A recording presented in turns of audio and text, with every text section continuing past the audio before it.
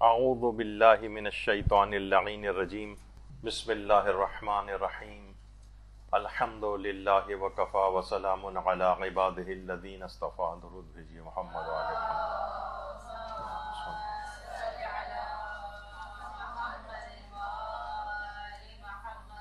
ماہ مبارک رمضان کی آمد ہے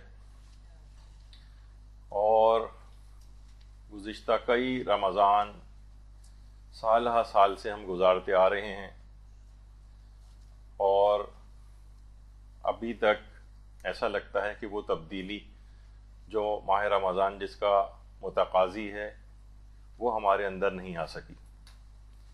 تو ان 4 ہفتوں میں اپنے آپ کو کیا ایسا تبدیل کریں، کیا طریقہ کار رکھیں، اس موضوع پر آج ہماری گفتگو ہوگی۔ دیکھیے، ایک ایسا مہینہ ہے ماہ مبارک رمضان کہ قرآن میں اس متعلق یہ بات آئی ہے سورہ بقرہ میں کہ وَأَن تَصُومُوا خَيْرٌ لَكُمْ إِن كُنتُمْ تَعْلَمُونَ، روزہ رکھنا بہرحال تمہارے حق میں بہتر ہے اگر تم صاحبان علم و خبر ہو۔ عام طور پر لوگ کیا کرتے ہیں، فوراً ابھی سے ہی فون آنے شروع ہو جاتے ہیں، علماء سے لوگ رابطہ شروع کر دیتے ہیں اور ایک بہت ساری باتوں کو ان کے سامنے رکھتے ہیں کہ کسی طریقے سے روزہ رکھنا ہم پر سے ساقط ہو جائے، وہ مولانا منع کر دیں کہ ہاں بھائی اس صورتحال میں تو آپ روزہ نہ رکھیں، جبکہ پروردگار کہہ رہا ہے روزہ رکھنا بہرحال تمہارے حق میں بہتر ہے اگر تم صاحبان علم ہو۔ دوسرے الفاظ میں کہوں کہ اگر تم جاہل ہو تو پھر شاید تم اس سے پہلو تو اپنے آپ کے لیے روزے کو تم نقصان دہ سمجھو۔ تو بہرحال ہر لحاظ سے یہ روزہ اس قدر فضیلت کا حامل ہے کہ پیغمبر اکرم صلی اللہ علیہ وآلہ وسلم فرماتے ہیں کہ بندگان خدا کے درمیان محمد کی حیثیت ایسی ہی ہے جیسے مہینوں کے درمیان ماہ رمضان کی حیثیت ہے۔ درود بھیجیے محمد و آل محمد۔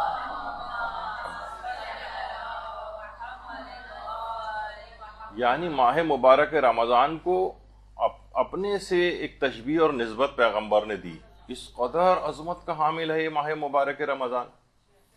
اور اہل بیت بھی یہ فرماتے ہیں کہ مولا علی ماہ مبارک رمضان کی پہلی تاریخ کو مسجد کوفہ کے ممبر پر جلوہ افروز ہو کر لوگوں سے خطاب فرمایا کہ اے لوگو، یہ وہ مہینہ ہے جسے اللہ نے تمام مہینوں پر فضیلت بخشی ہے جس طرح ہم اہل بیت کو تمام لوگوں پہ فضیلت بخشی ہے۔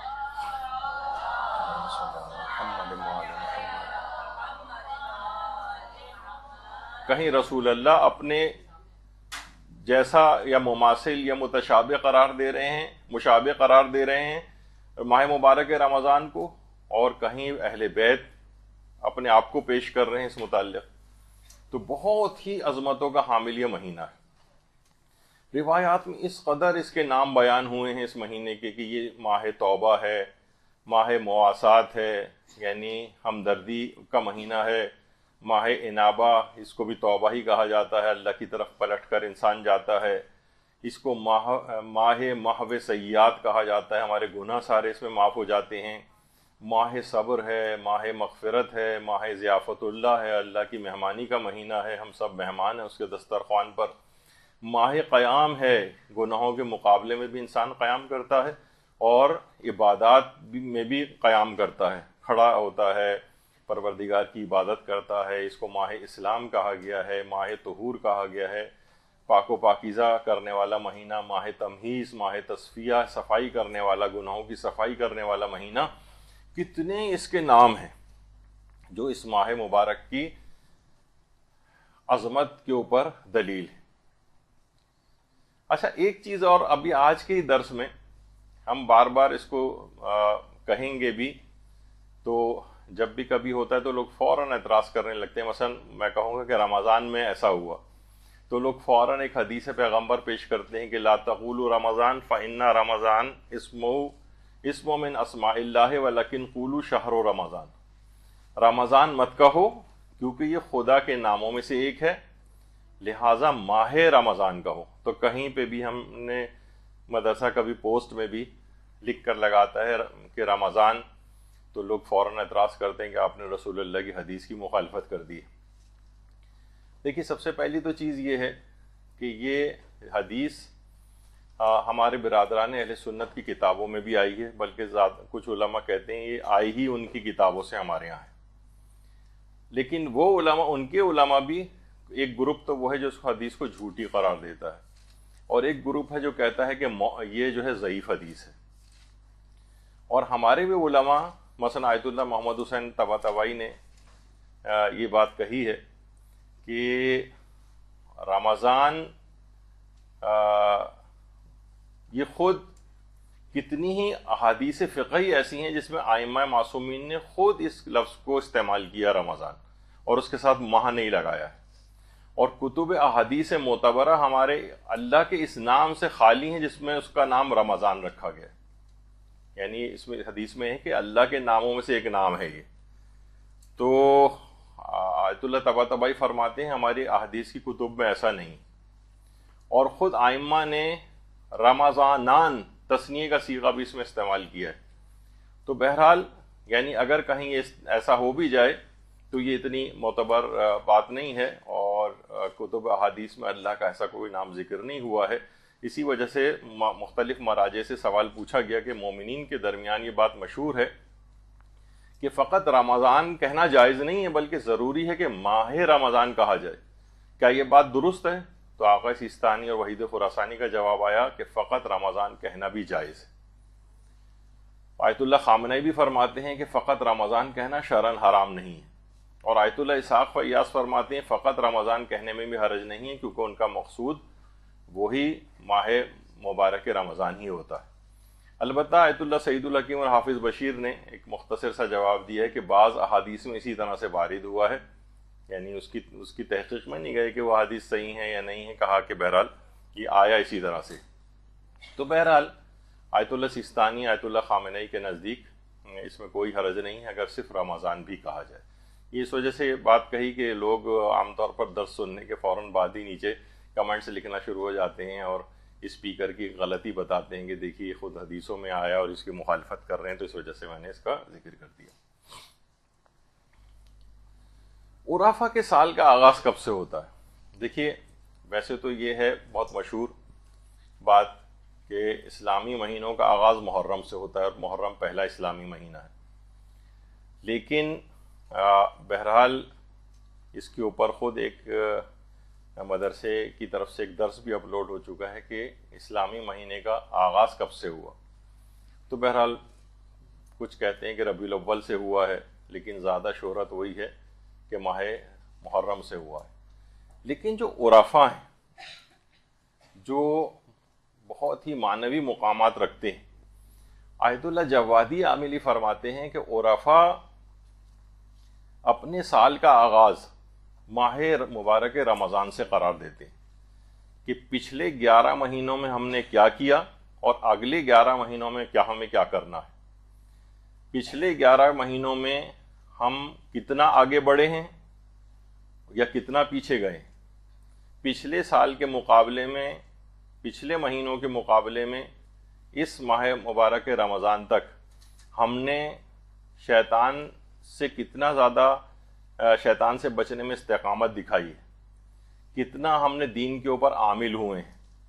یہ چیز آیت اللہ جوادی عاملی فرماتے ہیں کہ وہ عرفاء جو ہیں اپنے سال کا آغاز رمضان سے قرار دیتے ہیں اور اس کو محاسبے کا مہینہ قرار دیتے ہیں. کہتے ہیں کہ انسان کو اس میں اپنے چیک کرنا چاہیے، یعنی ایسا نہیں کہ بس آئے اور پھر ہم وہی سحری اور افطاری کھانے کے صرف اس چکر کے اندر رہیں. یہ اپنے محاسبے کا مہینہ ہے، پچھلے 11 مہینوں میں کیا کیا اور آئندہ آپ کو کیا کرنا ہے. یہ بہت ہی اہم بات ہے جسے عام طور پر لوگ اس کو نظر انداز کر دیتے ہیں. مہینہ آ کر گزر جاتا ہے، کوئی اپنا محاسبہ نہیں کرتا، کوئی پچھلے سال کے مقابلے میں اپنے اندر تبدیلیوں کو غور نہیں کرتا. میں اطاعت میں کتنا قدم آگے بڑھایا، گناہوں سے میں کتنا بچا پچھلے سال کے مقابلے میں، اور شیطان سے بچنے کے لیے میں نے کون سی حکمت عملی اختیار کی.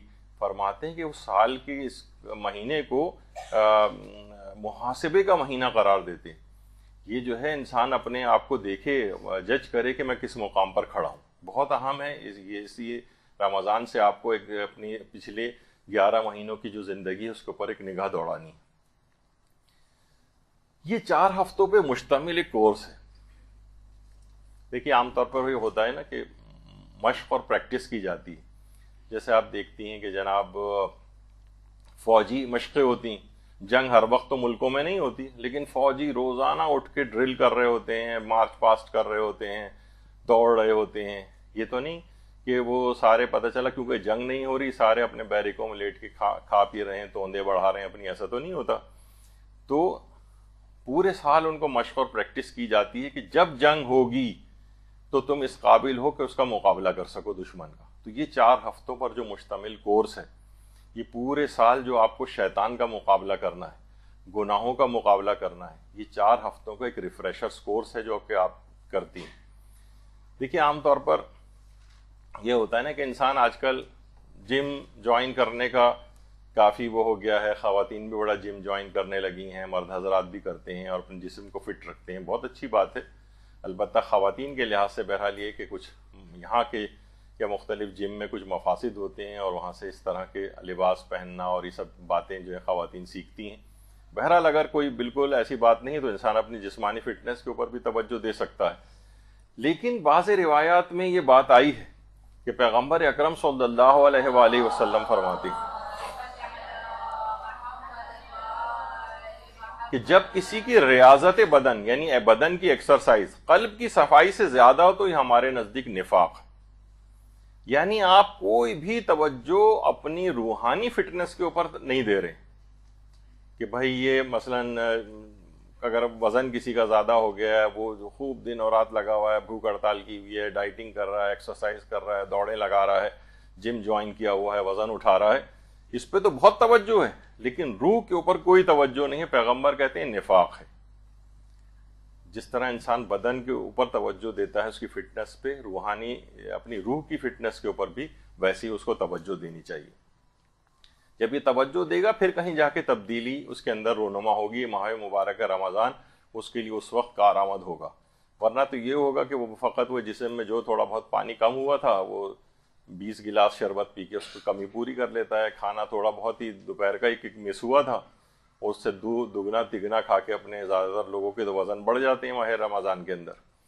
تو بدن سے زیادہ اپنی دل کی اور روح کی صفائی کے اوپر توجہ دینی. جبکہ پیغمبر اکرم کی اپنی سیرت کیا ہے کہ جب بھی ماہ مبارک رمضان آتا تھا رسول اللہ کے چہرے کا رنگ بدل جاتا تھا اور آپ کا زیادہ وقت نماز میں اور دعا میں گزرتا تھا اور آپ لوگوں کو استغفار کی بہت تاکید بھی فرماتے تھے. دیکھیے جب بھی کہا جاتا ہے کہ توبہ کے لیے کانوں کو ہاتھ لگانا ضروری نہیں بلکہ گناہوں کو ہاتھ نہ لگانا ضروری ہوتا ہے. یعنی یہ نہیں کہ بس توبہ توبہ کانوں کو کھینچا، منہ پہ 2-3 تھپڑ مارے تو یہ توبہ ہو گئی. نہیں، گناہوں سے ہاتھ ہٹا لیجیے. یہ بہت ہی ماہ مبارک رمضان کا سب سے بڑا پیغام ہی یہی. جب تک گناہ کم نہیں ہوں گے اس رمضان کا کوئی فائدہ نہیں ہوگا، سوائے بھوک و پیاس کے کچھ حاصل نہیں ہوگا. ایک اور بڑی اہم بات ہے کہ گناہوں سے پرہیز کے سلسلے میں ہماری جتنی بھی کوششیں ہوتی ہیں نا انتہائی کمزور اور نحیف ہوتی، بہت ہی نحیف کمزور. مثلا وہی والی ہوتی ہیں جو میں لطیفے کے طور پر ہی کہتا ہوں کہ ڈاکٹر نے ان کو کہا کہ جناب آپ ایکسرسائز کیا کریں. سست آدمی سے اس نے کہا کرتا تو ہوں ایکسرسائز. کون سی والی؟ وہ 1 انگلی والی، چیل اڑی کوا اڑا والی. تو یہ کون سی ایکسرسائز؟ یہ تو انتہائی کمزور ترین آپ نے کوشش کی ہے، یہ کوئی ایکسرسائز ہے؟ تو گناہوں سے پرہیز کی کمزور اور نحیف کوششیں، یعنی ذرا سے بھی زحمت اٹھاتے نہیں ہیں ہم لوگ کہ گناہوں سے بچنے کے لیے کس قدر کوشش کرنی چاہیے. مثلا تھوڑا سا بھی آپ کو کوئی اپنا مقصد ہوتا ہے، آپ رات دن ایک کر دیتی ہیں، گھر والوں سے بھی لڑائی کرتی ہیں، نہیں مجھے فلاں جگہ پہ کورس میں ایڈمیشن لینا ہے اور یہ کرنا ہے اور وہ کرنا ہے. کوئی بھی یعنی اس کے لیے کچھ ایفرٹ کرتا ہوا انسان نظر آتا ہے، لیکن گناہوں کے سلسلے میں بالکل سپر ڈال دی جاتی شیطان کے سامنے.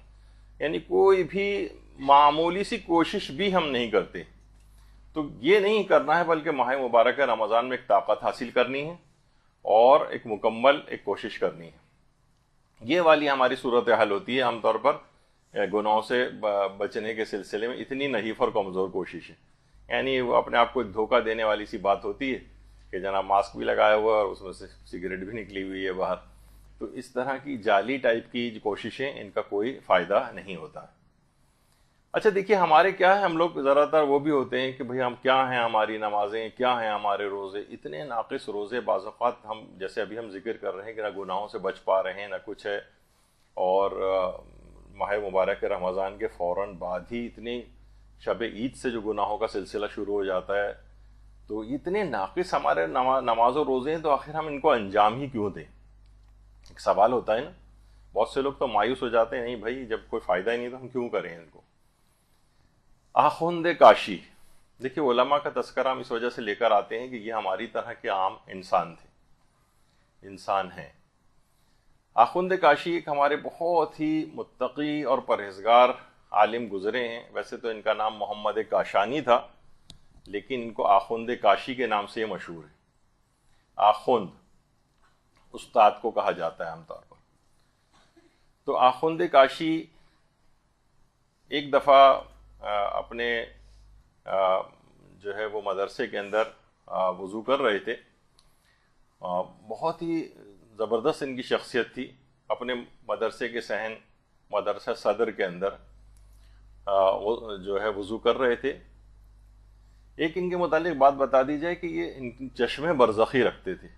بہت ساری ایسی چیزیں بصیرت انسان کی کھل جاتی ہے کہ وہ بہت سی ایسی چیزیں دیکھنے لگتا ہے کہ جو حقیقت اس کے سامنے آ جاتی ہے. یہ تالاب حوض کے کنارے بیٹھے وضو کر رہے تھے کہ انہوں نے دیکھا کہ ریچھ ان کی طرف چلتا ہوا آ رہا ہے. یہ خوف زدہ ہو کے اٹھے بہرحال اور بھاگتے ہوئے اپنے حجرے کے اندر آئے اور دروازہ بند کر لیا. اگلے دن ایک شخص ان کے پاس آیا اور کہا کہ آغا کل میں آپ سے ملنے کے لیے آیا تھا اور آپ مجھے دیکھتے اتنے خوف زدہ ہوئے، اور خوف زدہ ہو کر آپ جو ہے وہ کمرے میں جا کے آپ نے دروازہ بند کر لیا. تو وہ سمجھ گئے کہ یہ جو ریچھ تھا یہ اس کی اپنی چشمے برزخی سے اس آدمی کی حقیقی شکل تھی. تو یہ اس طرح کی جو ہے ان کی شخصیت تھی.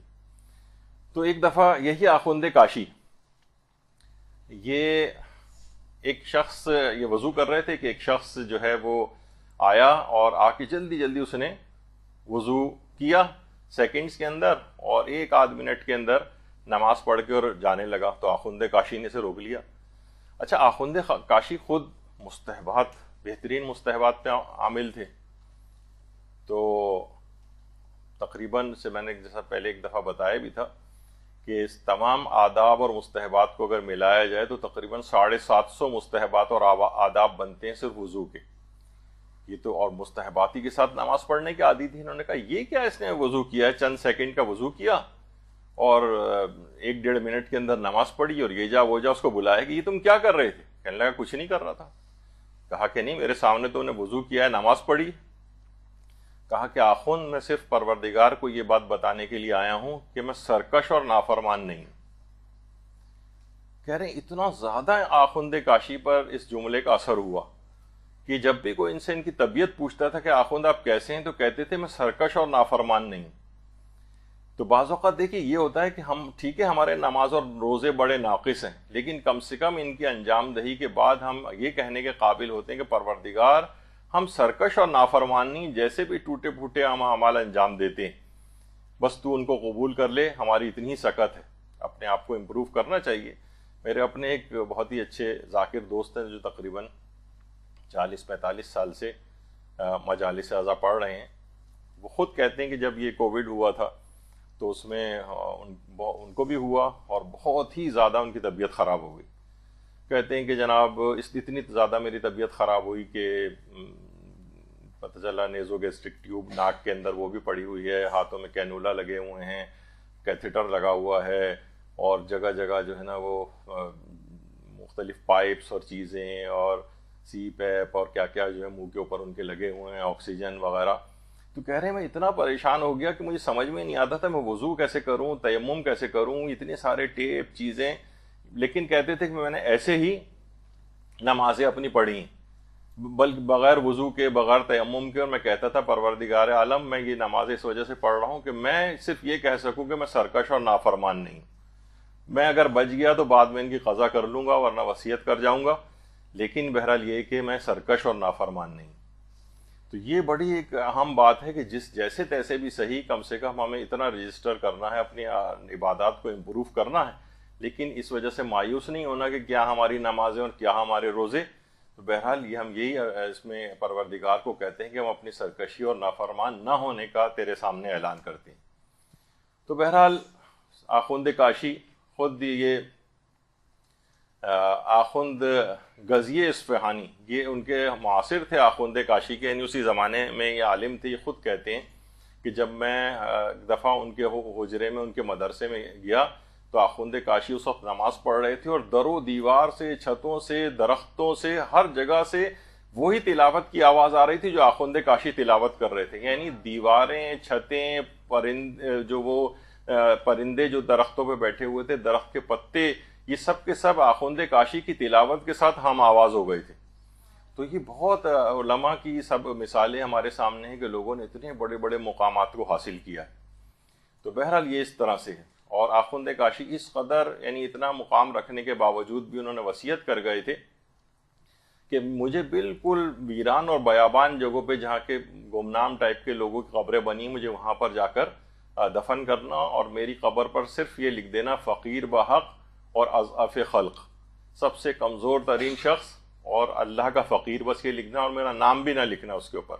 خیر وہ اس کے بعد تو ان کو دفن کیا گیا، لیکن بعد کے جب ادوار گزرے تو بہرحال ان کے قبر کے اوپر لوگوں نے کتبہ بھی لگا دیا، اور وہی چیز فقیر بحق لکھ کر آخوند کاشی. تو یہ اس طرح سے یہ افراد اتنا زیادہ مقام انہوں نے حاصل کیا، جتنا انہوں نے تواضع اور انکساری اختیار کی، اللہ نے ان کے اتنے ہی جو ہے مقام اور مرتبے کو بڑھایا، یہاں تک کہ اتنے سالوں گزرنے کے بعد ہم ان کا آخوند کاشی کا یہاں بیٹھ کر تذکرہ کر رہے ہیں. تو بہرحال یہ پروردگار کی طرف سے اس میں انعامات ملتے ہیں. دیکھیے لوگوں پر نصیحت کا اثر کیوں نہیں ہوتا ہے؟ ہم خود دیکھتے ہیں کہ کتنے واعظ و نصیحت پورے سال ہم سنتے ہیں، کتنے واعظ و نصیحت سنتے ہیں، لیکن اتنا ہم پر اثر نہیں ہوتا ہے. تو اس کی ایک بہت بڑی وجہ تو خود آیت اللہ وحید خراسانی نے بتائی. آیت اللہ وحید خراسانی کہتے ہیں کہ آیت اللہ شیخ جعفر آل کاشف الغطا اتنے بڑے عالم تھے کہ شیخ انصاری، جن کو علمی دنیا کا معجزہ کہا جاتا ہے شیخ انصاری کو، انہوں نے اپنی کتاب مقاصد کے اندر 32 مقامات کے اوپر شیخ جعفر آل کاشف الغطا کو بعض الاساطین کا لقب دیا ہے، یعنی دانشور. ان کو دانشور کہہ کے مخاطب کیا ہے. سوچیں آپ، یعنی شیخ انصاری اور صاحب جواہر الکلام، یعنی صاحب جواہر خود اتنے بڑے عالم تھے کہ آغا نائنی جب کسی کا امتحان لینا چاہتے تھے اجتہاد یا عالمیت کی صلاحیت کو دیکھنے کے لیے، تو وہ جواہر الکلام سے امتحان لیتے تھے. صاحب جواہر ان کو شیخ جعفر آل کاشف الغطا کو استاد الاکبر کا کہتے تھے، بہت بڑے استاد. اچھا اب دیکھیے کیا ہے کہ اگر کسی شخص میں واقعی یعنی خود بہت زیادہ عامل ہو تو اس کی بات میں اثر کتنا ہوتا ہے. آیت اللہ وحید خراسانی فرماتے ہیں شیخ جعفر آل کاشف الغطا جب تہران تشریف لائے تو لوگوں نے جا کر شکایت کی کہ تہران والے بہت خراب ہو گئے ہیں کردار کے اعتبار سے. آج بھی ویسے لوگ دیکھتے ہیں کہ مقامات مقدسہ سے جب وہ تہران ایئرپورٹ پہ جاتے ہیں تو انہیں بالکل لگتا ہی نہیں کہ ہم وہی مقامات مقدسہ والی، یعنی اتنی زیادہ خواتین کی عجیب و غریب حالت پردے کے اعتبار سے اور بہت ساری چیزیں ایسی. تو اس زمانے میں بھی یہ تھا کہ تہران کے لوگ کافی ماڈ ٹائپ کے تھے، اور ماڈ کے معنی یہ ہوتے ہیں کہ یعنی جو موجودہ جو اصطلاح ہے کہ یعنی اسلام کے اوپر اتنے عامل نہیں تھے اور بے حجاب آنا اس طرح سے. تو بہرحال انہوں نے کہا اچھا ایسا کرو، لوگوں کو جمع کرو، میں کچھ خطاب کرنا چاہتا ہوں. لوگ جمع ہوئے، کثیر تعداد میں لوگ جمع ہو گئے. یہ ممبر پر گئے اور صرف 2 جملے کہے، اے لوگو، میں جیسا کہ تہران والوں کو دیکھ رہا ہوں لگتا ہے کہ قیامت کبھی واقعی نہ ہوگی. صرف اتنا کہا انہوں نے، لوگوں کی چیخیں نکل گئی، لوگ متوجہ ہوئے کہ یعنی ہمارا عمل ایسا ہے کہ جیسے واقعی قیامت کبھی آئے گی ہی نہیں، ہم لوگ اتنے جو ہے وہ خراب لوگ ہو چکے ہیں. یعنی ان کے اس جملے نے، آیت اللہ وحید خراسانی کہتے ہیں، اس قدر لوگوں کو منقلب کر دیا کہ لوگ اپنی اصلاح کی فکر کے اندر لگ گئے. تو ہمارے ہاں ایک بہت بڑا مسئلہ یہ ہوتا ہے کہ نصیحتوں کا اثر اس وجہ سے نہیں ہے کیونکہ بولنے والے اس کے اوپر عامل نہیں. میری نصیحت کا اثر اس وجہ سے نہیں، میں خود عامل نہیں مثلا. تو یہ تمام چیزیں ایسی ہیں کہ یہ لوگ جب تک اپنے کردار کے اندر تبدیلی پیدا نہیں کریں گے تب تک لوگوں کو کہنے سے کوئی تبدیلی واقع نہیں ہوگی. کہیں اگر درس و تدریس ہو بھی رہے ہیں تو بعض اوقات یہ ہوتا ہے کہ اسپیکر خود ہی ان کے اوپر عامل نہیں ہوتا ہے. تو اس طرح سے جب تک یہ معاشرے کے اندر بھی تبدیلی دیکھی اسی وقت نمودار ہوگی. رمضان گزرے گا, رمضان خود بھی ایک تبلیغ کا مہینہ ہے, تو اس کے اندر جو مبلغین ہیں اور لوگوں کو درس دینے والے ہیں خود بھی عامل ہوں. یہ ایک اس میں اہم بات ہے. دیکھیے عام طور پر علماء سمجھانے کے لیے ایک بات کہتے ہیں کہ جب بھی انسان کوئی ٹریول کرتا ہے تو مسافر کی ایک خاص بات ہوتی ہے کہ ہر وقت, ہر تھوڑی دیر بعد وہ اس بات کی یقین دہانی کر رہا ہوتا ہے کہ میرا پاسپورٹ تو میرے پاس ہے نا, میرا ٹکٹ تو میرے پاس ہے نا. ہر وقت بار بار چیک کر رہا ہوتا ہے, کہیں پرس میں کس جگہ پہ ہے, کہاں رکھا ہوا ہے, جیبوں میں چیک کر رہا ہوتا ہے. تو علماء فرماتے ہیں بس اسی طریقے سے ہمارے اس کی بھی حالت ہے ایمان اور عمل صالح کی. ایمان گویا ہمارا پاسپورٹ ہے اور عمل صالح وہاں پہ اپنی منزل تک پہنچنے کا ٹکٹ ہے. ان میں سے کوئی سی بھی ایک چیز اگر آپ کے پاس کم ہو گئی تو آپ اپنی منزل پہ نہیں پہنچ سکتے. مثلا پاسپورٹ نہیں ہے, ٹکٹ لے کے آپ گھومتے رہیں کچھ بھی نہیں ہوگا. ٹکٹ موجود, پاسپورٹ موجود ہے لیکن ٹکٹ نہیں ہے, تب بھی آپ سفر نہیں کر سکتے. تو ہمیشہ اس رمضان کے اندر آپ ایک تو اپنے ایمان کو چیک کرنا ہے اور دوسرا عمل صالح کو چیک کرنا ہے, کتنے اعمال نیک آپ انجام دے رہے ہیں. یہ دونوں جب چیزیں درست ہوں گی تبھی اپنی منزل پر انسان پہنچ سکے گا. یہ اس ماہ مبارک رمضان کا اہم پیغام ہے. اور پیغمبر اکرم صلی اللہ علیہ وآلہ وسلم فرماتے ہیں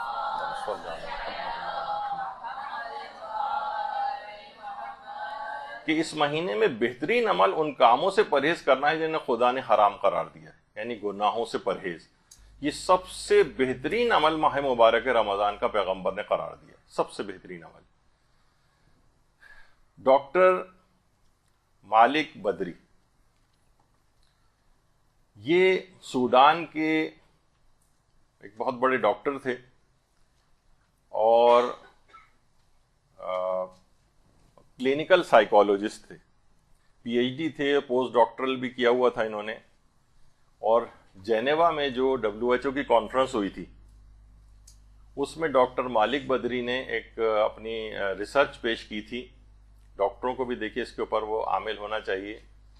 اور انہوں نے کہا تھا کہ سوڈان کے جو سوڈانی تھے, اور ابھی 2021 میں ان کی ڈیتھ ہوئی ہے, زیادہ ابھی دن نہیں ہوئے ہیں, تو انہوں نے سوڈانی جو عادی شرابی افراد تھے 11 مہینے جو اور گزرے اس کے اندر وہ لوگ شراب کسی صورت نہیں چھوڑ سکے. تو انہوں نے ماہ مبارک رمضان کا انتخاب کیا اور ان عادی شرابیوں کو شراب چھڑوائی. اچھا, اب صرف کہتے ہیں کہ بہت بڑا گروپ تھا جن کو اس مہینے کے اندر مشق اور پریکٹس کرائی گئی. کہتے ہیں کہ بہت اسمال پورشن تھا کہ جن کو ودرول سمٹم کی وجہ سے صرف رات کے وقت چند گھونٹ ان کو شراب پینے کی اجازت تھی, وہ بھی چند دنوں کے بعد ختم ہو گئی. اور وہ سارے کے سارے شراب سے اس قدر تائب ہو گئے, بلکہ اتنی روحانیت پیدا ہوئی کہ ان شرابیوں نے قرآن کے اوپر حلف لیا کہ ہم آئندہ کبھی پوری زندگی شراب نہیں پئیں گے. اور صرف اس ماہ مبارک رمضان کے کہہ رہے ہیں, اس کے بعد ہم نے ان کو فالو اپ بھی کیا اور کئی سال تک فالو اپ کرتے رہے. ان میں سے کوئی ایک شخص بھی دوبارہ شراب کی طرف واپس نہیں گیا. یعنی وہ جو 11 مہینوں میں پوری کوششیں اس گناہ سے بچنے کی کرتے رہے لیکن کامیاب نہیں ہوئے, ان کو ماہ رمضان کے اندر یہ والی کوشش کروائی گئی. تو علماء یہ فرماتے ہیں کہ جب آپ دیکھیے کہ بہرحال یہ بھی ہوتا ہے کہ ہم کتنی ایسی چیزیں, گناہ تو چھوڑیے, ہم سے مباحات کو چھڑوانے کی پریکٹس کی جاتی. مثلا پانی پینا مباح تھا, کھانا کھانا مباح تھا, اور مثلا سگریٹ پینا, پان کھانا, کتنے عادی سگریٹی ہوتے ہیں مثلا آپ نے دیکھا ہوگا. اور بہت سے لوگ تو اس قدر, یعنی بعض اوقات ایسے بھی ہمیں دیکھنے میں آتا ہے کہ 10 منٹ بھی ان کو سگریٹ کے بغیر نہیں رہا جاتا, لیکن جب رمضان آتا ہے تو پورا صبح سے لے کر شام تک 12 گھنٹے کا ٹائم جو ہے بغیر سگریٹ کے گزارتے ہیں.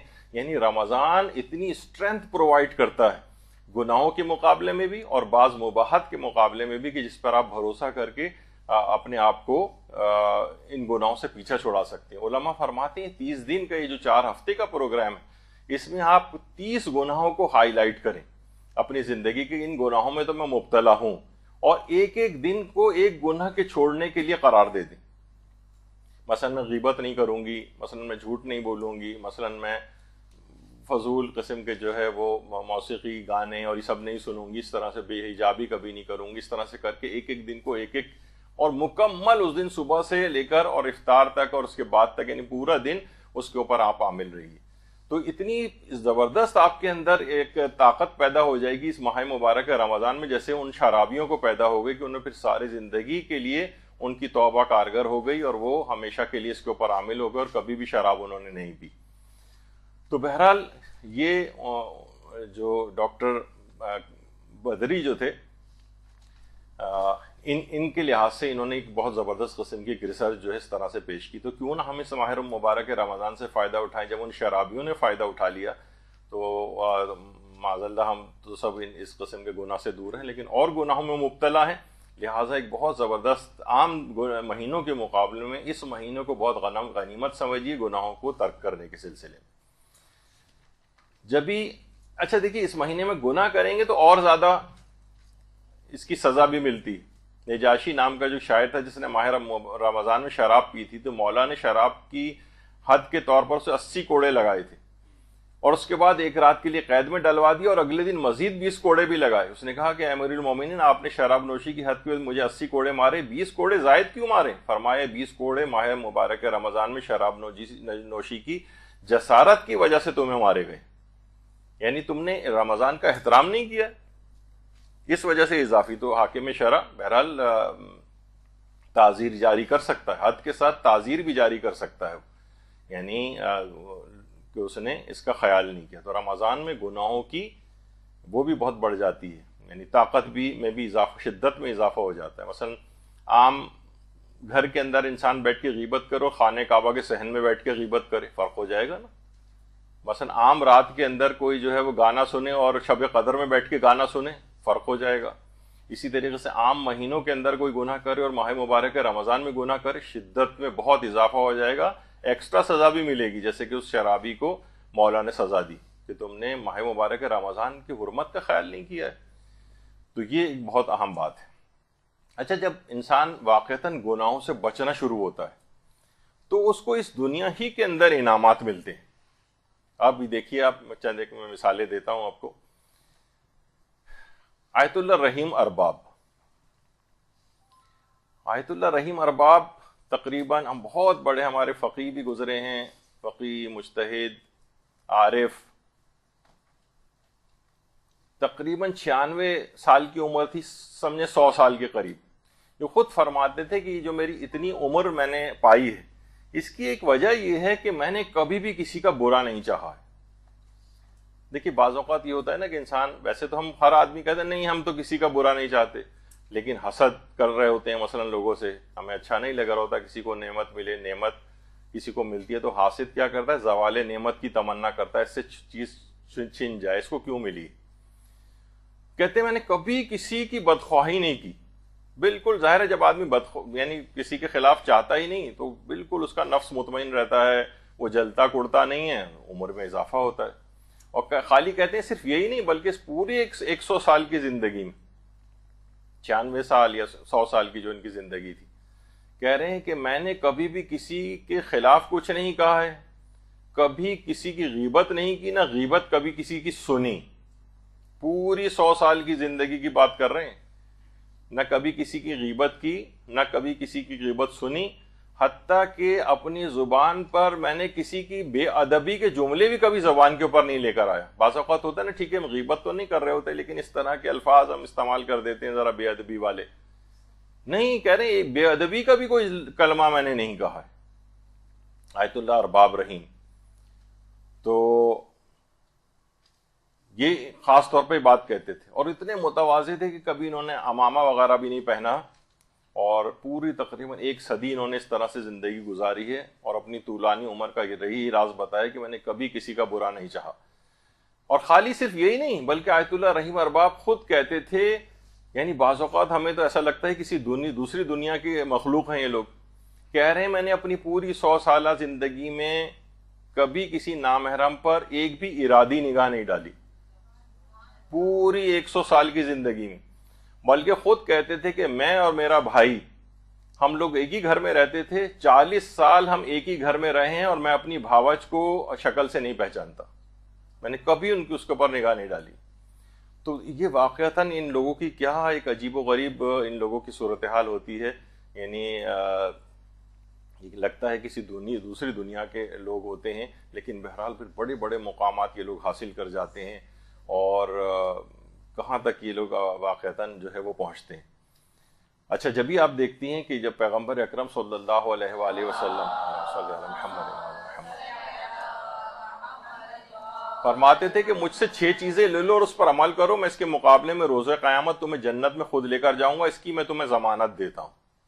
جھوٹ نہیں بولنا، امانت میں خیانت نہیں کرنا، وعدہ خلافی نہیں کرنا، شہوت پرستی نہ کرنا، آنکھوں پر کنٹرول کرو، جہاں نہیں دیکھنا ہے اسے نہ دیکھو، اور اپنے ہاتھ اور زبان کی حفاظت کرو۔ یہ 6 باتیں کرو گے میں خود ضمانت دیتا ہوں تمہیں اپنے ساتھ جنت لے کر جاؤں گا۔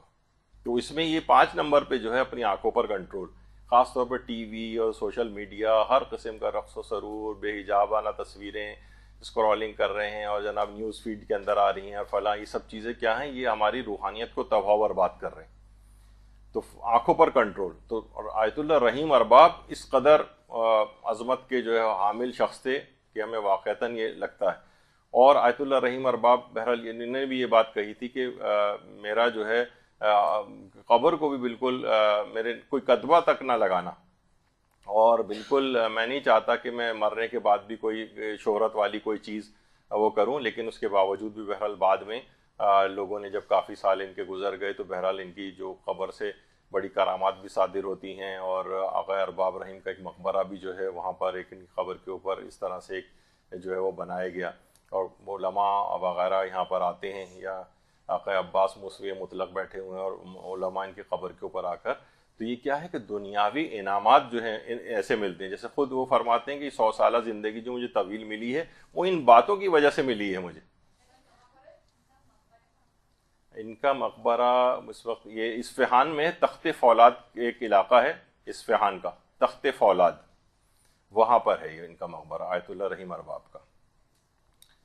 اسی طریقے سے شیخ رجب علی خیاط، شیخ رجب علی خیاط نیکو گویان کے نام سے مشہور ہے۔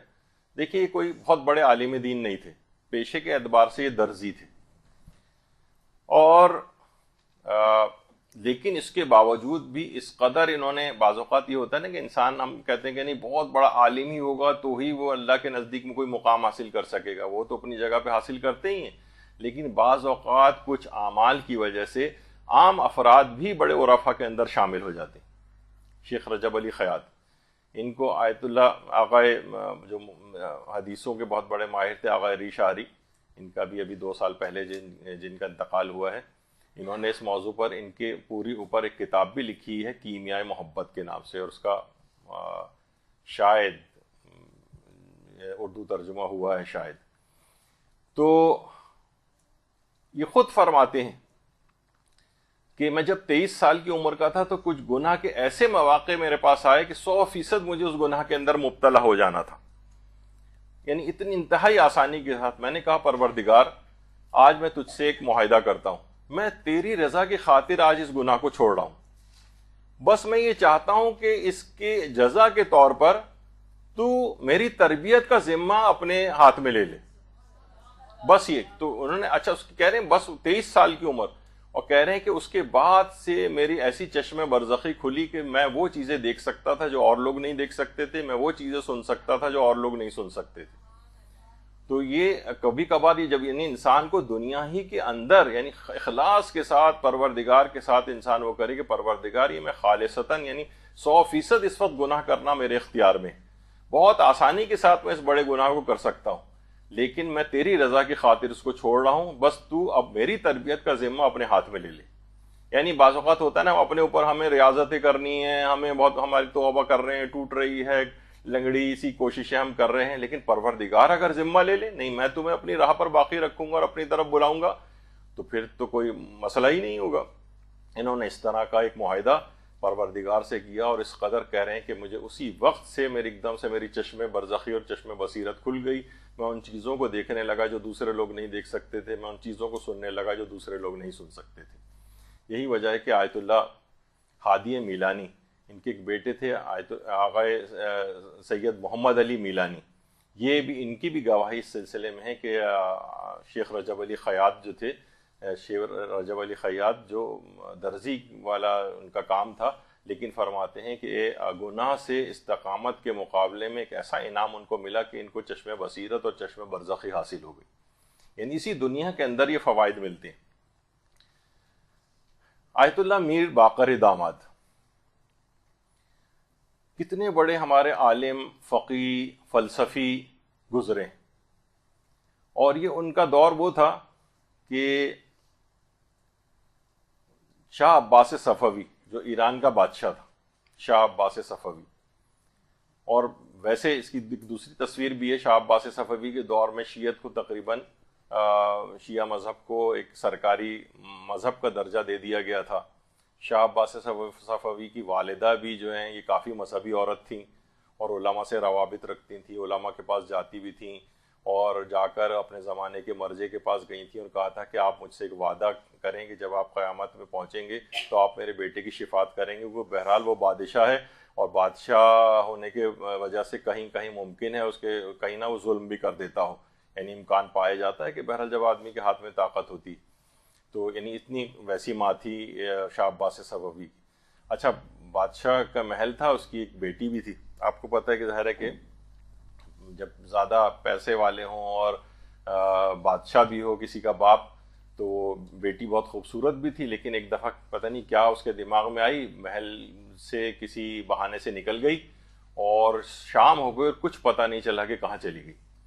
وہ بہرحال لڑکی چلتی ہوئی ایک مدرسے کے دروازے پر پہنچی، اس میں اندر داخل ہو گئی، اور یہاں تک کہ ایک طالب علم کے حجرے میں چلی گئی جس کا نام باقر استر آبادی تھا، طالب علم کے حجرے میں، اور کہا کہ میں یہیں رات کو رکوں گی، میرے لیے کہیں کھانا وانا لا کر دو، اور بہرحال وہ طالب علم کھانا لے کر آیا اور اس کے بعد کھانا کھا کے اسی کے حجرے میں سو گئی۔ اب ظاہر ہے کہ شیطان بھی آتا ہے دماغ میں، تو طالب علم باقر استر آبادی شمع کی روشنی جو ہو رہی تھی چراغ کی، اس میں پوری رات بیٹھے ہوئے اپنے ہاتھوں کو جلاتے رہے کہ کسی برائی کا خیال میرے دماغ میں نہیں آئے۔ اچھا، بہرحال صبح ہو گئی، اسی طریقے سے بادشاہ کے ہر کاروں نے دوبارہ ہر جگہ تلاش کر کے یہاں تک کہ اس مدرسے میں آئے، اس لڑکی کو بازیاب کیا اور اس صاحب حجرہ کو بھی پکڑا، بادشاہ کے سامنے لے گئے۔ شاہ عباس صفوی نے کہا کہ میری بیٹی کے ساتھ تم نے کیا سلوک کیا؟ تو انہوں نے اپنی جلی ہوئی انگلیاں دکھائیں، باقر استر آبادی نے۔ پھر بیٹی کو بلایا، بیٹی نے تصدیق کی کہ میں بالکل محفوظ رہی اور یہ واقعی بہت ہی متقی پرہیزگار شخص ہے۔ بادشاہ نے اسی وقت کہا کہ بیٹی کیا تم اس شخص کے ساتھ شادی کرنا پسند کرو گی؟ بیٹی نے کہا کہ واقعتاً اتنا متقی پرہیزگار آدمی تو شخص میں نے نہیں دیکھا ہے، اپنی انگلیاں بیٹھ کے جلاتا رہا۔ کہا کہ ہاں میں اس سے شادی کرنا جو ہے وہ چاہتی ہوں۔ بادشاہ نے اسی وقت ان کی شادی کر دی باقر استر آبادی کی، جو کہ بعد میں میر باقر داماد کے نام سے مشہور ہے۔ داماد اس وجہ سے نام کے ساتھ لگا کہ بادشاہ کے داماد بن گیا، ایک فقیر قسم کا ایک طالب علم، گناہ کے مقابلے میں ایک استقامت دکھائی اور دنیاوی اعتبار سے بھی اس قدر اوپر گیا اور آخرت کے اعتبار، علم کے اعتبار سے بھی اس قدر اوپر گئے کہ انہی کی شاگردوں میں صدر المتاہلین ملا صدرہ جو ہے وہ ان کے شاگردوں میں تھے، جو صاحب اسفار، جن کی کتاب اسفار اربع جو ہے بہت زیادہ مشہور ہے۔ تو دنیا میں کیا ہوا، فقط ایک گناہ چھوڑا، اس کے اوپر استقامت دکھائی، اس قدر دنیاوی اوج بھی ملا کہ نام کے ساتھ ہم اتنے بڑے بادشاہ کی بیٹی کے ساتھ شادی ہو گئی، دنیاوی اعتبار سے بھی اور علم کے لحاظ سے بھی بہت زیادہ اوپر چلے گئے۔ تو دیکھیے یہ ماہ مبارک رمضان اسی طرح کا، یہ مثالیں اسی وجہ سے لے کر آ رہی کہ اس میں کیا کچھ انعامات آپ کو حاصل نہیں ہوں گے، دنیاوی فوائد، اگر اس مہینے کے اندر اپنے آپ کو گناہوں سے ان 4 ہفتوں میں کسی طور پر خود کے اندر کوئی تبدیلی لے کر آئے۔ اور یہ خالی ایسا نہیں ہاتھوں کو جلانا، یقین کیجیے کہ کتنے ہم، ایسے میں نے ایک دفعہ پہلے بھی بتایا تھا کہ ہم ایک دفعہ ہمارے جو مولانا شیخ غلام علی وزیری نجفی صاحب قبلہ ہیں، مدرسے کے سرپرست اعلیٰ، آپ لوگوں کا ابھی تک کوئی درس نہیں ہوا کیونکہ طبیعت ان کی ٹھیک نہیں رہتی ہے، دعا کریں کہ وہ جلد آپ لوگوں کے پاس طبیعت ٹھیک ہونے کے بعد یہاں پر آئیں۔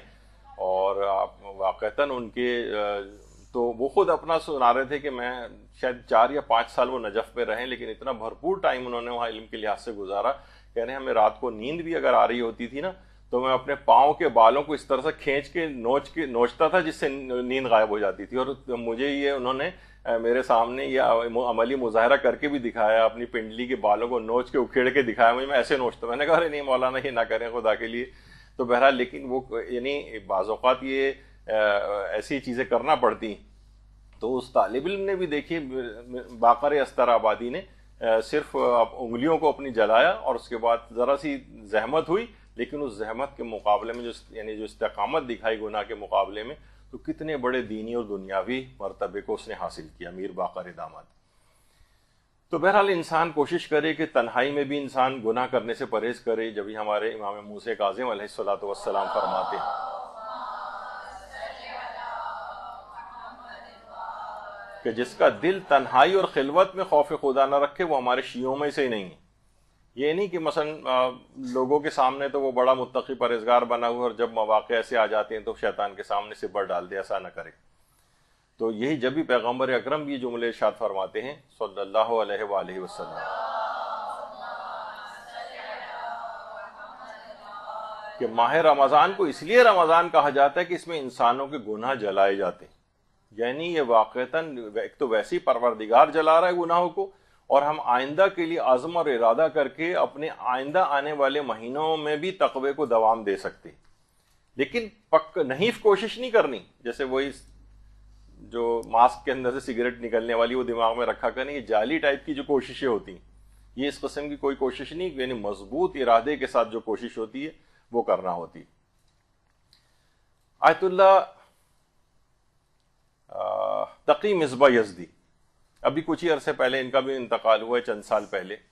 یہ جا رہے تھے, رستے میں ایک عالم نے ان سے سوال کیا کہ استاد کچھ ذہن میں غلط خیالات آ جاتے ہیں. یعنی عام لوگوں کے لحاظ سے ایک بات پوچھی, لوگ بھی ان سے آ کر پوچھتے تھے کہ ان خیالات کو کیسے کنٹرول کریں. تو آیت اللہ تقی مصباح یزدی نے فرمایا کہ اس قسم کے گناہوں کو کنٹرول کرنے کے لیے میرے پاس امام زمانہ علیہ السلام کی یاد سے زیادہ کوئی چیز نہیں. اللہم صلی علی محمد وعلی محمد. فرماتے جب بھی کبھی گناہ کرنے کا ارادہ آئے, گناہ کا خیال آئے, اپنے دماغ میں غلط قسم کے خیالات آئیں, تو فوراً اپنے دماغ کو امام زمانہ علیہ السلام کی طرف متوجہ کر دو, ان کو سلام کرو, ایک درود کا ہدیہ امام کو ہدیہ کرو, درود پڑھ کر امام کو ہدیہ کرو. اس طرح سے تم نور کے ایک منبع سے, ایک ریزروائر سے, ایک خزانے کے ساتھ اپنے دل کو ملا لو گے, اور گناہ کی جو ظلمت ہوگی اور تاریکی ہوگی وہ اس نور کے آ جانے کی وجہ سے بالکل زائل ہو جائے گی. تو فرماتے ہیں کہ فرماتے ہیں اتنا آسان اور میٹھا عمل ہے کہ میں نے اس سے زیادہ کوئی عمل مؤثر نہیں پایا. یعنی گناہ کا ارادہ جیسے ہی دماغ میں آئے فوراً امام زمانہ کا تصور کریں, ان کو سلام کریں, اور اس کے بعد ایک درود ان کو ہدیہ کریں, اور اس طرح سے ایک ایسی نورانیت قلب و دماغ کے اندر پیدا ہوگی, دل کے اندر پیدا ہوگی, جو اس گناہ کی ظلمت اور تاریکی کو بالکل دل و دماغ سے ہٹا دے گی. بہترین چیز ہے, اس کو عمل کرنا چاہیے. راہ چلتے ہوئے آیت اللہ تقی مصباح یزدی سے یہ ویڈیو ہے ان کی, آج بھی انٹرنیٹ کے اوپر اویلیبل ہے, آپ اس کو پورا دیکھ سکتی ہیں. اس کے اوپر دیکھیے, گناہ سے بچنا ایک ایسی چیز ہے کہ اگر کوئی شخص مثلاً اہل بیت کا ماننے والا نہیں بھی ہے, یعنی مکتب اہل بیت کا ماننے والا, لیکن وہ گناہوں سے بچتا ہے, تب بھی اس کو دنیاوی فوائد ضرور ملتے ہیں. دنیاوی فوائد. ابن سیرین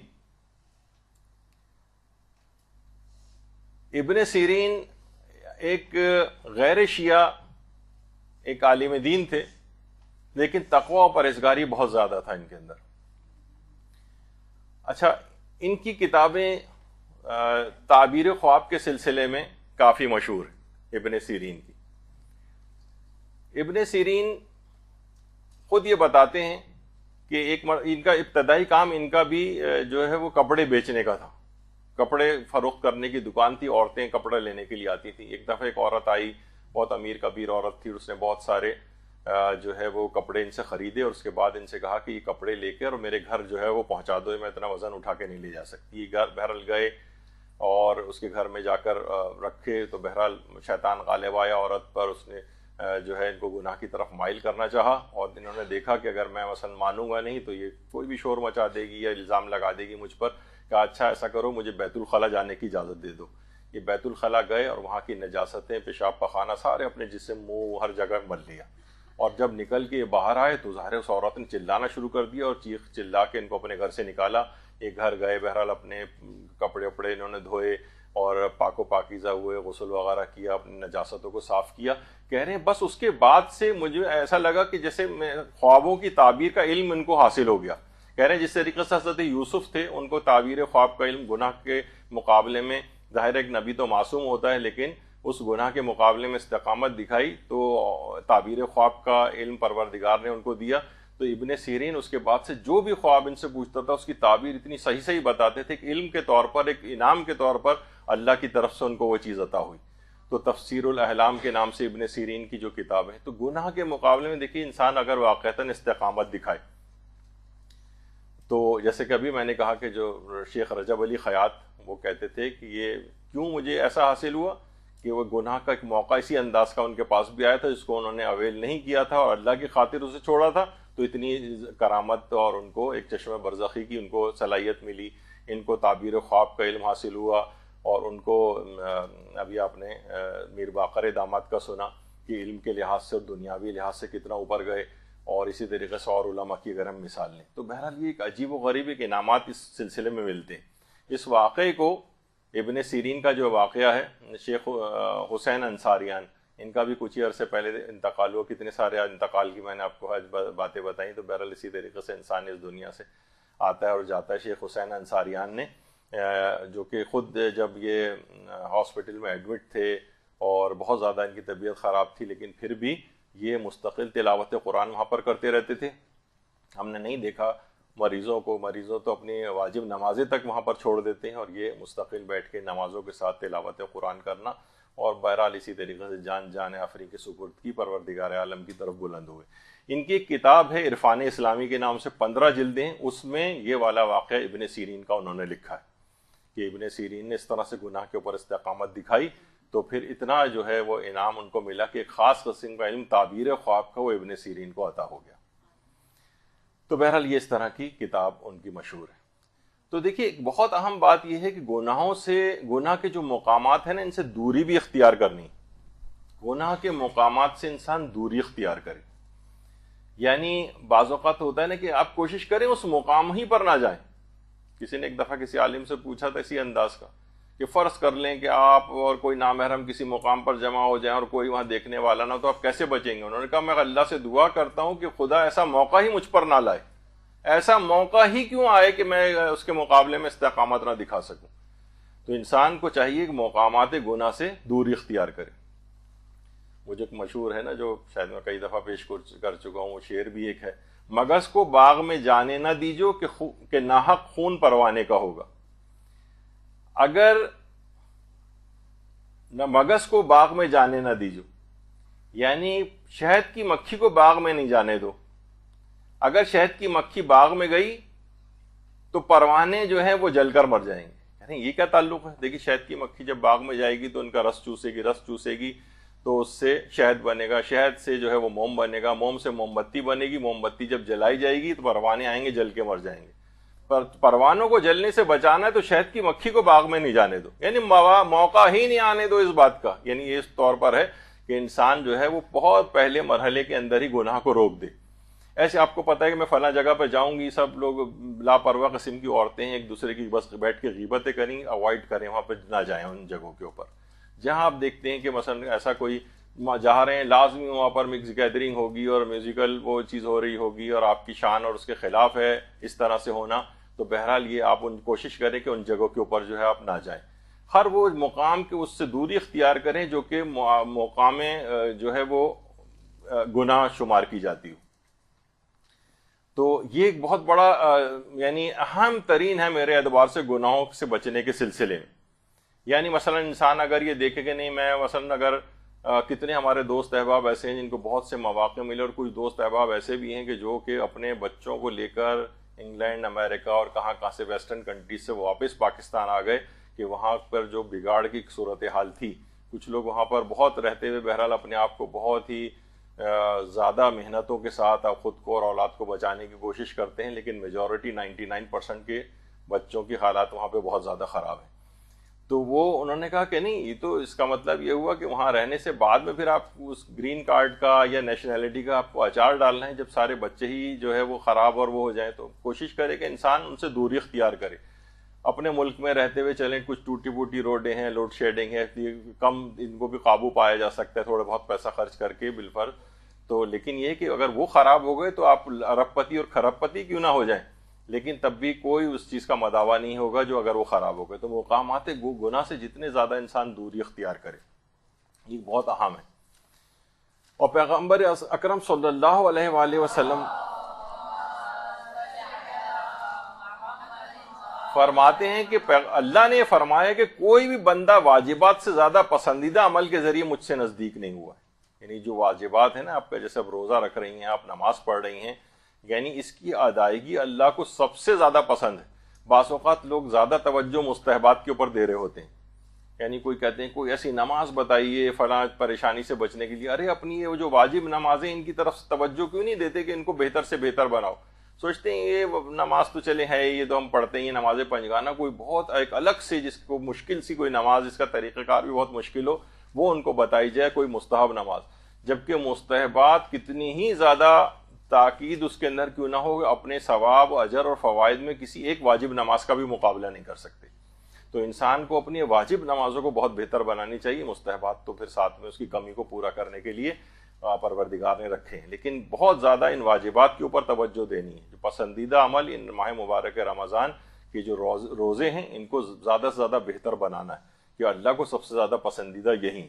اور کتنی روایات میں اکثر ہم پیش کرتے ہیں، ملک الموت پکارتا ہے مرنے والوں آج کے دن تم کس پر رشک کر رہے ہو، جبکہ تم تمام ہولناکیوں کو اپنی آنکھوں سے دیکھ چکے ہو. مردے جواب دیتے ہیں ہم مسجدوں کے مومنین پر رشک کر رہے ہیں، وہ نماز پڑھ رہے ہیں ہم نہیں پڑھ سکتے، وہ زکوٰۃ و خمس دیتے ہیں ہم نہیں دے سکتے، ماہ رمضان کے وہ روزے رکھتے ہیں ہم نہیں رکھ سکتے، وہ صدقہ دیتے ہیں ہم نہیں دے سکتے، وہ اللہ کو زیادہ یاد کرتے ہیں ہم نہیں یاد کر سکتے. ہائے افسوس اس چیز پر جو دار فانی سے ہم سے فوت ہو گئی. ہم دنیا میں ہوتے تو یہ سب چیزیں انجام دیتے.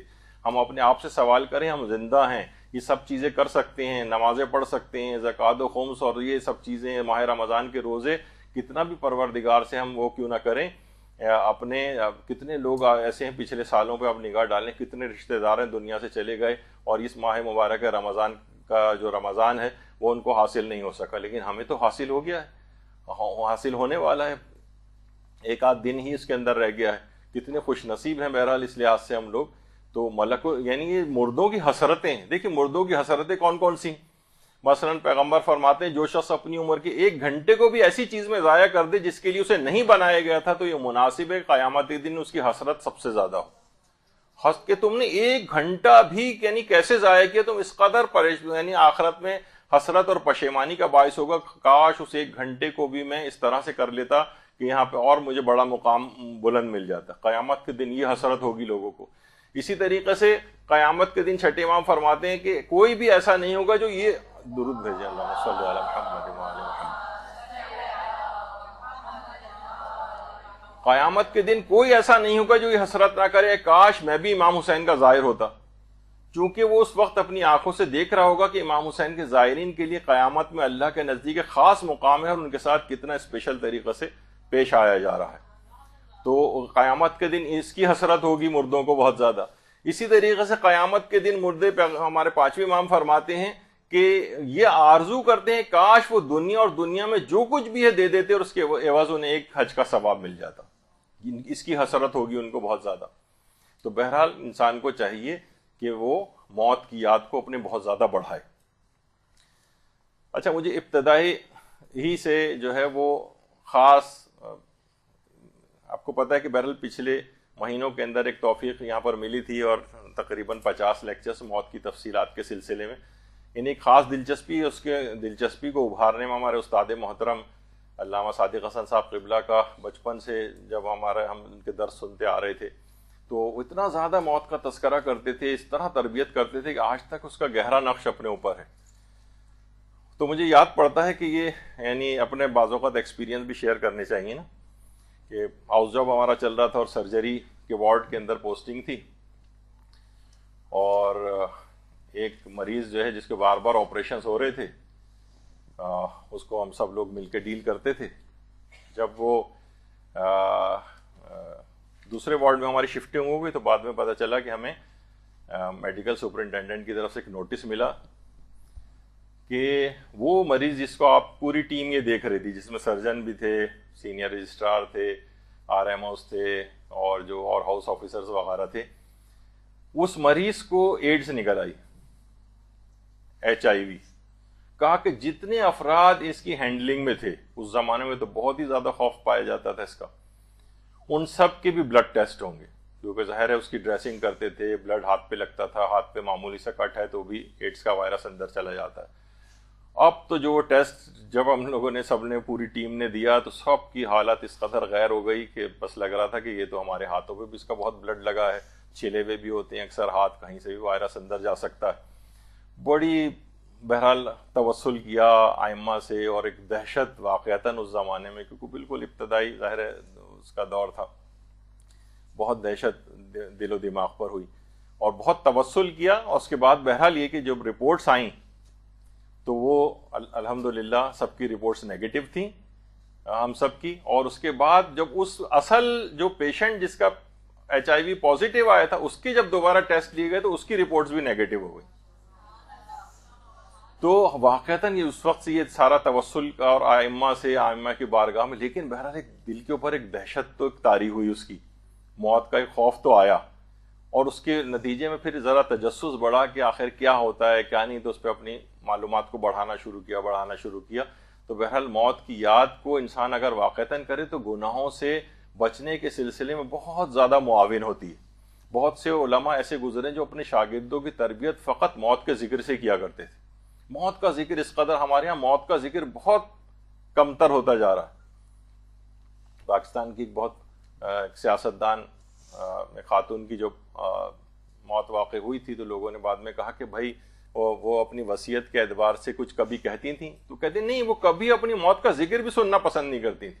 یعنی بعض اوقات یہ بھی انسان کا ہوتا ہے نا کہ وہ اپنے موت کا ذکر یعنی سوچتا بھی نہیں ہے، اس کو بھی نحوست سمجھتا ہے کہ موت کا ذکر اگر ہو گیا تو کہیں بس ملک الموت یہیں پر ہی نہ آ جائے۔ تو لیکن موت کی یاد کو انسان جتنا زیادہ بڑھائے گا، آپ یقین کیجئے کہ یعنی کوشش کریں، جب یہ ہے کہ مردے کو نہلانا یہ بھی موت کی یاد دلاتا ہے۔ کوشش کریں کہیں پر بھی کوئی انتقال ہو کسی خاتون کا، آپ جا کر اسسٹ کروائیں، چلی جائیں اندر۔ بہت سے لوگ ڈر کے مارے جو غسل خانے کے اندر ہی نہیں جاتے ہیں، خواتین تو اور ہی زیادہ خوف کھاتی ہیں، تو ایسا کچھ نہیں ہے وہاں پر، اور وہاں جانا چاہیے۔ بلکہ مردے کو ہاتھ لگانا وہ خود بھی جو ہے نا بہت زیادہ انسان کو غفلت کی نیند سے جو نجات دلاتا ہے۔ بہرحال موت کی یاد کو اس لحاظ سے بڑھانا چاہیے۔ جب بھی پیغمبر اکرم صلی اللہ علیہ وآلہ وسلم فرماتے تم میں سے عاقل ترین شخص وہ ہے جو موت کا ذکر زیادہ کرتا ہے، تم میں سے محتاط ترین شخص وہ ہے جو موت کی سب سے زیادہ تیاری کرتا ہے۔ یہاں لوگ بہت مثلاً لا اوائڈنگ جو ہے اوائڈنگ سٹیزن جو کہلاتے ہیں، بہت ہی یعنی قانون کی بہت پاسداری کرنے والے ہیں، اور سب کچھ بہت اچھی بات ہے، بالکل کرنی چاہیے۔ لیکن زیادہ محتاط آپ کو اس وقت سمجھا جائے گا جب واقعتاً آپ موت کی بھی اتنی تیاری کریں گے۔ بٹ یہاں تو سگنل پہ آپ رک رہے ہیں اور سب چیزیں کر رہے ہیں دنیا کے لحاظ سے، لیکن وہ جو آخرت کے بھی مختلف گناہوں کے سگنل کی جہاں آپ کو روکا جاتا ہے وہاں پر بھی انسان کو ویسی احتیاط کرنی چاہیے۔ عاقل ترین وہ ہے جو موت کو زیادہ یاد کرے، وہ سنکی اور پاگل نہیں ہے، یعنی عاقل کہا گیا ہے اس کو۔ اور محتاط ترین وہ ہے جو موت کی سب سے زیادہ تیاری کرے، یہ پیغمبر فرماتے ہیں۔ تو بہرحال انسان کو دیکھنا چاہیے کہ ایک وقت سب کے اوپر ایسا آئے گا، سب کے اوپر آدمی تصور کرے کہ وہ جو ہے نا اس طریقے سے لیٹا ہوگا، لوگ اس کے اوپر فاتحہ پڑھ رہے ہوں گے، آپ دوسروں کے لیے پڑھ رہے ہوتے ہیں، لوگ ہمارے لیے پڑھ رہے ہوں گے اس انداز سے، اور کتنے بھی بڑے مقام اور منصب پہ کیوں نہ پہنچ جائیں۔ اب دیکھیں گے لیاقت علی خان جو پاکستان کے وزیر اعظم ہیں، ان کی والدہ کی قبر ہے، تو یعنی اب کوئی اس سے فرق نہیں ہے کہ قبر میں جا کر سب کے سب ایسے ہی ہو جاتے ہیں۔ اب قبر کے اوپر آپ لاکھ گوٹا کناری اس کے اوپر لگا دیں، گولڈ لگا دیں، یا بہت سے لوگ اس طرح سے بھی کرتے ہیں کہ جناب وہ پھل فروٹ لا کے قبر پہ رکھ کے، اور اس کے بعد پھر چلیں اگر ہم یہ بھی کہہ دیں گے اس کے بعد ان پھل فروٹس کو صدقہ کر دیا جاتا ہے، تو اس کی بھی بہرحال کیا ضرورت ہے؟ قبر پہ رکھنے سے کوئی فرق نہیں پڑتا ہے، ویسے بھی صدقہ انسان دے سکتا ہے۔ لیکن یہ کہ لوگ اپنے ذاتی اطمینان کے لیے بس اس قسم کی جو ہے نا کچھ چیزیں کرتے ہیں، ورنہ اصل تو چیز وہی ہے کہ جو قبر کے اندر ہے۔ ظاہراً اس کا اگر اتنا اچھا نہیں بھی ہے تب بھی اس سے کوئی فرق نہیں پڑنے والا ہے۔ تو بہرحال ہمیشہ انسان کوشش کریں کہ اپنے روزانہ موت کے سلسلے میں کوئی ایک درس چیز آپ مختلف جہاں کتاب پڑھنا شروع کریں۔ جیسے میں نے کہا تھا کہ میری تو بڑی خواہش ہے کہ پوری ایک فیس بک کا پیج، ایک چینل پورا ایک ایسا بنایا جائے کہ جس کے اوپر صرف موت کا تذکرہ، چیزیں، احادیث، واقعات، علماء کی باتیں، معصومین کے اقوال اور قرآن کی آیات اور اس طرح سیرت سے جو چیزیں جو ہے پیش کی جائیں، صرف اور صرف موت سے متعلق ہوں، تاکہ انسان کو جھنجھوڑنے کے لیے اس سے زیادہ اور کوئی بھی چیز مؤثر نہیں۔ جیسے ہوتا تھا نا کہ آتے تھے لوگ مولا کے پاس کہ مولا مجھے کوئی نصیحت کریں، امام نے کہا کہاں رہتے ہو؟ کہا میں قبرستان کے برابر میں رہتا ہوں. کہا تجھے کسی نصیحت کی کیا ضرورت ہے؟ یعنی تو رہتا ہی قبرستان کے بعد روزانہ وہاں اپنی آنکھوں سے تو دیکھ رہا ہے اور اس کے باوجود بھی تجھے کوئی اور نصیحت چاہیے. تو بہرحال یہ تمام چیزیں اس انداز کی ہیں. اور یہ بھی حضرت امیر المومنین علی ابن ابی طالب علیہ الصلوۃ والسلام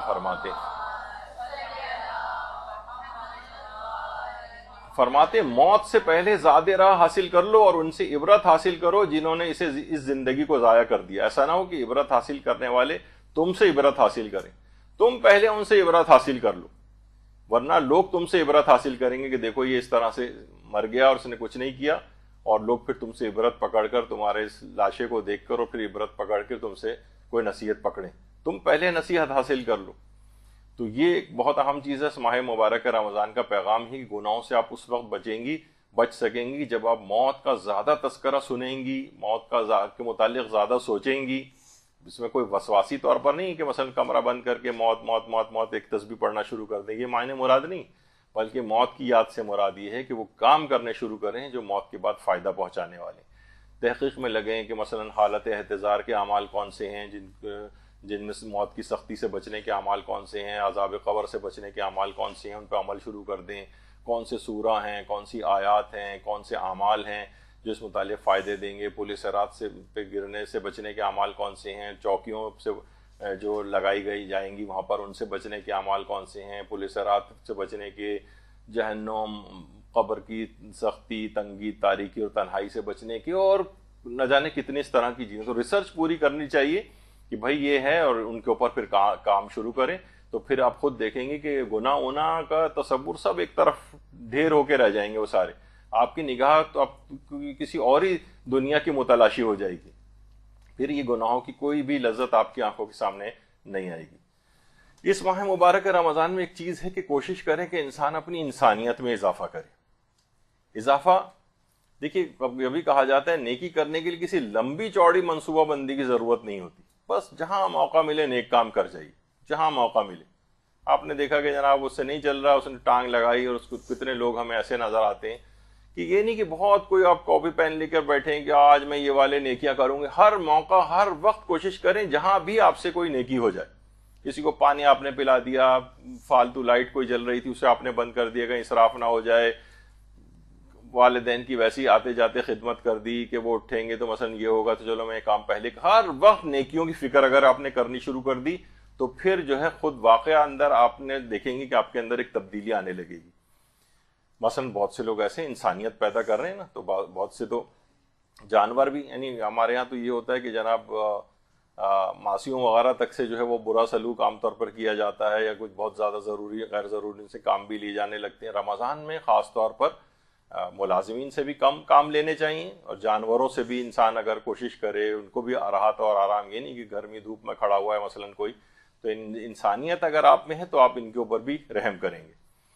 اسی طریقے سے مثلا آپ دیکھیں آج واقعتاً دل خون کے آنسو ہوتا ہے. روزانہ ٹی وی کے اندر ہم خبریں دیکھتے ہیں فلسطین کے لوگوں کے, کس طرح سے وہ بیچارے غریب افراد پورے گھر تباہ ہو گئے. کیا ہیں, جب بھی انسان کو ایسے مواقع ملیں کہ وہ کسی طور پر ان کی کوئی امداد کر سکے, اس میں کنٹریبیوٹ کر سکے, ان تک پہنچا سکے, اسے پہنچانے چاہیے. ہم آرام دہ گھروں کے اندر ہیں اس وقت, آرام دہ بستروں کے اوپر ہیں, ان لوگوں کو دیکھیں کہ نہ کھانے کو پینے کو کوئی چیز وہاں پر دستیاب ہے, نہ ادویات ٹھیک طرح سے پہنچ رہی ہیں, کس طرح کے عالم کے اندر وہ لوگ وہاں پر رہ رہے ہیں.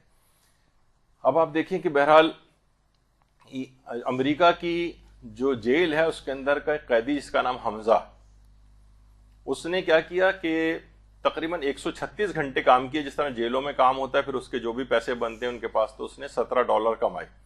اور $17 کمانے کے بعد اس نے وہ سارے کے سارے غازہ کے لوگوں کے نام کر دیے کہ جو میں کما رہا ہوں, جیل کے اندر بیٹھا رہنے والے جو 15 سال قید ہوئی ہے. اچھا, جب امریکہ کے بہت سارے افراد کو یہ بات ذرا وائرل ہوئی, پتہ چلا کہ جیل کے قیدی نے $17 136 گھنٹے کام کر کے ان کے نام ڈونیٹ کیے ہیں, اتنا پیسہ جمع اس کے نام پر, وہ $1,00,000 اس کے جمع ہو گئے. اس نے, اچھا دیکھا جائے تو 15 سال بعد جب جیل سے نکلے گا, جیل سے نکلنے والوں کی اپورچونیٹیز بھی کم ہوتی ہیں, جابس وغیرہ نہیں, ان کے لیے اتنے مواقع نہیں ہوتے ہیں, چاہتا تو اپنے لیے رکھ سکتا تھا. اس نے کہا نہیں, یہ پورے $1,00,000 بھی میں غازہ کے لوگوں کے نام کرتا ہوں, میں 15 سال اپنی پوری قید پوری کروں گا, لیکن یہ سارے پیسے ان غریب لوگوں تک پہنچا دیے جائیں. تو آپ دیکھیں کہ اگر واقعتاً کسی کے اندر انسانیت ہے جیل کا اگر قیدی بھی ہے تو وہاں بیٹھ کر بھی اتنی اس کا دماغ کے اندر ہے. تو جہاں پر جس اعتبار سے بھی غریب افراد کی کومک کے اعتبار سے، مظلوموں کی کومک کے اعتبار سے آدمی جو بھی کر سکتا ہو، جب اس کو مواقع ملے اس کو ضرور اس کو کرنا چاہیے. حمزہ نام کا یہ شخص ہے، اور دیکھا اس نے صرف $17 دیے تھے، اور اپنے تئیں کسی کو بات پتہ بھی نہیں چلنا تھی، لیکن اس کی کسی سے کورسپونڈنس ہوتی تھی، میں نے خط و کتابت، جس کے اندر یہ بات پھر باہر نکلی. پھر لوگوں نے $1,00,000 تک اس کو جو ہے وہ اتنے جمع ہو گئے جو اپنے پاس بھی رکھ سکتا تھا، لیکن پھر بھی اس نے غزہ کے مظلوم فلسطینیوں کے نام کی. اسے کہتے ہیں بہرحال یہ کہ انسانیت. ہاں وہ اب خود دیکھیں، اس میں میرے پاس کوئی ایسا خاص طریقہ سامنے اس وقت نہیں ہے. جب بھی کوئی کسی کے پاس ایسا مواقع ملے، لوگوں سے دریافت کریں، ایسی ان تنظیموں سے دریافت کریں جن کے اوپر آپ کو اعتماد ہو کہ جو پہنچا سکتے ہوں وہاں تک. اب تو کچھ امدادوں کے طریقوں سے پہنچنے بھی لگے ہیں، کچھ ڈاکٹرز بھی وہاں پہنچنے لگے ہیں، کوئی نہ کوئی طریقہ کار آپ کو سمجھ میں آ جائے گا. لیکن دماغوں میں ایک بات ڈال دی کہ جب مواقع ملے انشاءاللہ اس کے اوپر عمل کریں. لوگوں کی دیکھیے امداد میں بھی اضافہ کریں. رمضان جتنی امداد آپ ابھی کرتی تھیں رمضان میں اس میں اضافہ ہونا چاہیے. دیکھیں بہت سے لوگ کہا جاتا ہے زندگی میں بہت سے دوستوں کی مثال ان ٹائروں جیسی ہوتی ہے جو ساتھ تو ہوتے ہیں لیکن وقت پہ کام نہیں آتے. اب دیکھا جائے تو اس کا جب اپنے ٹائر پنکچر ہو گیا، ٹائر اوپر لدا ہوا ہے، جیسے کہ میں اکثر کہتا ہوں کہ جو فیس بک اور اس کے اوپر جتنے بھی آپ کے فالوورز ہوتے ہیں یا اس میں لائک کرنے والے ہوتے ہیں یا سبسکرائبر ہوتے ہیں یا فیس بک کی جو فرینڈز ہوتے ہیں، ان کی مثال بس ان ٹائروں جیسی. یعنی اب واقعتاً اگر آپ کبھی بیمار ہو جائیں تو وہی آپ کے رشتہ دار جن سے ہم لڑائی جھگڑا ہر وقت کرتے رہتے ہیں، جن سے سوء ظنی رکھتے ہیں، وہی آپ کی مدد کے لیے وہاں پہنچتے ہیں، وہی جنازوں میں آپ کے سب سے پہلے وہاں پر پہنچتے ہیں. ان فیس بک کی دوستوں اور واہ واہ سبحان اللہ کہنے والے جو ہے نا، ان میں سے کوئی بھی آپ کی کبھی آپ کے پاس نہیں آئے گا. یہ ایک خیالی دنیا ہے. تو کوشش کریں کہ انسان اپنے قرب و جوار کے، اپنے دوستوں کے، اپنے احباب کے کام آئے، اور ان فالتو ٹائروں کی طرح سے نہ بنے کہ جو کسی کام کے نہیں. تو ماہ مبارک رمضان میں لوگوں کی اس میں اضافہ کرنا چاہیے. ایران میں ایک سیلاب آیا تھا 2019 میں، یعنی تقریباً 4-5 سال پہلے، اور بہت شدید سیلاب آیا تھا. اتنا شدید سیلاب تھا کہ لوگوں کی بہت املاک، لوگ بہت تعداد میں جان سے ہاتھ دھو بیٹھے تھے اس کے اندر، اور بارشوں کے سلسلے میں بہت زیادہ مالی نقصان بھی ہوا تھا. اب یہ ایک کمرے والی صرف بات ہے خالی، جو حجت الاسلام ربانی جو کہ مدیر ہیں خدمات قوم کا جو ادارہ ہے اس کے مدیر ہیں، یعنی ایڈمنسٹریٹر ہیں، یہ انہوں نے خود یہ بات بتائی کہ آیت اللہ جعفر سبحانی ان کے پاس آئے اور کہا کہ میرا جو گھر ہے میں نے اس کو فروخت کر دیا ہے، اور اس کی میں چیک لے کر آؤں گے، سارے پیسے سے ان سیلاب زدگان کے اکاؤنٹ میں آپ جمع کرا دیں. آیت اللہ جعفر سبحانی. لوگ عام طور پہ سوچتے ہیں نا، بہت سے لوگ بڑا تنزیہ کہتے ہیں یہ علماء جو کیا کنٹریبیوٹ کرتے ہیں اور کیا چیز ہے. تو یہ تو خیر ایسی بات تھی جو ان کے صرف ایک کمرے میں حجت الاسلام ربانی کے ساتھ ہوئی تھی، جو انہوں نے بعد میں لوگوں کو بتا دی، ورنہ یہ بات بھی پتہ نہیں چلتی. اس طرح نہ جانے کتنی ایسی چیزیں ہوتی ہیں جو خود علماء بھی کر رہے ہوتے ہیں. تو یعنی اپنا گھر بیچ دیا انہوں نے، کہا گھر بیچ کے جو جیسے بھی اپنا گزارا کیا ہوگا، انہوں نے کہا کہ میں نے اپنا گھر فروخت کر دیا ہے اور یہ پورے پیسے جو ہے سیلاب زدگان کے اکاؤنٹ میں ڈلوا دیں اور ان لوگوں تک میرا سلام بھی پہنچا دیں.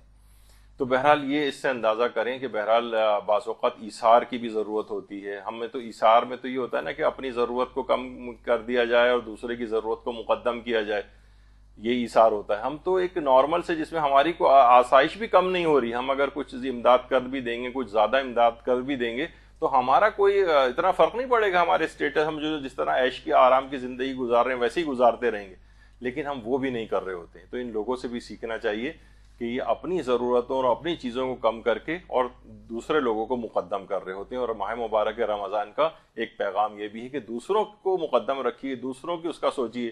جیسے ہوتا ہے نا کہ بعض اوقات ہماری بڑی ویسی نیت ہو جاتی ہے خود غرضانہ قسم کی کہ جناب دیکھیں گے کہاں زیادہ ہوا آ رہی ہے، بالکل اس کے سامنے بیٹھ جائیں، ہمیں ونڈو سیٹ مل جائے اور اس طرح کی چیز ہو جائے. یعنی ہر جگہ دوسروں سے تقدم لینا آسائشوں کے اندر بھی ظاہر ہے ویسے کوئی حرام یا ایسی ممنوع چیز نہیں ہے، لیکن میں اس لحاظ سے کہہ رہا ہوں بعض اوقات یہ چیز بڑھ کر خود غرضی کی ایک نیچر کے اندر بدل جاتی.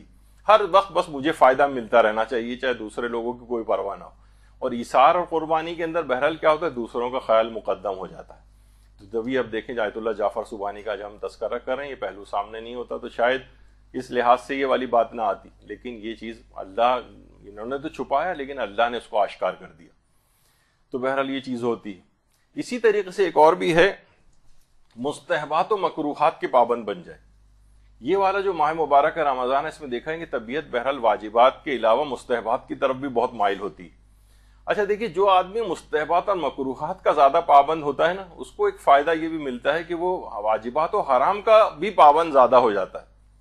بھائی جب یہ یعنی واجبات و حرام پر تو عامل ہے ہی, ابھی آگے ایک اس سے بڑھ رہا ہے, تو یہ بعض اوقات یہ بھی ہوتا ہے کہ یعنی یہ ایک ڈیفینس لائن کا کام کر رہے ہوتے ہیں. مثلا کوئی شخص اگر مستحبات کا عادی ہے اور وہ اول وقت نماز پڑھنے کا پابند ہو گیا ہے, تو بہت مشکل ہے کہ اس کی نماز کبھی قضا ہو. لیکن اگر کوئی اس مستحب کو نہیں لے رہا ہے اور نمازوں کو بالکل تاخیر میں آخر تک لے کر جا رہا ہے کہ بالکل غروب سے جو ہے وہ 15 منٹ پہلے پڑھ رہا ہے, تو امید یہ ہے کہ اس کی کبھی کوئی سی کام مسئلہ پیش آ جائے گا تو اس کی نمازیں بھی قضا ہوں گی. مستحبات و مکروہات واجبات و حرام کو بچانے کے گارڈ کا کام کر رہے ہوتے ہیں. یعنی آپ جتنے مستحبات پر عامل ہوں گے, جتنے مکروہات پر عامل ہوں گے, یہ آپ کے واجبات و حرام کو بہت زیادہ بچا دیں گے. یعنی آپ ان کی کبھی خلاف ورزی نہیں کریں گے اگر مستحبات پہ عامل ہو گئے. اچھا, یہ بھی کرنا چاہیے کہ مباحات کو بھی مستحبات میں بدل لیں. بعض اوقات ہوتا ہے جیسے سونا مباح ہے, کھانا پینا مباح ہے, اس کے اندر بھی آپ فقط نیت کی تبدیلی سے اس کو مباح کو بھی مستحب بنا لیں.